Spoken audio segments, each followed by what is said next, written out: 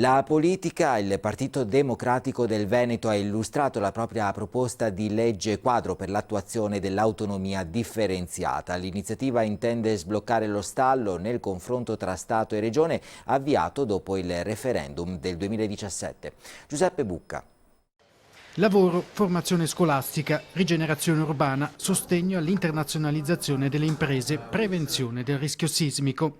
Materie sulle quali il Veneto potrebbe ottenere subito l'autonomia, superando lo stallo delle trattative tra governo e regione creatosi dopo il referendum del 2017. Questa la ricetta del PD regionale, che con il suo segretario Andrea Martella rivendica l'ambizione di proporre il proprio punto di vista al governo, esprimendo una posizione alternativa a quella del tutto e subito sostenuta dalla giunta regionale. Il gruppo di lavoro guidato da Ivo Rossi, referente per l'autonomia, ha elaborato una proposta di legge quadro dalla quale far discendere l'intesa per l'autonomia.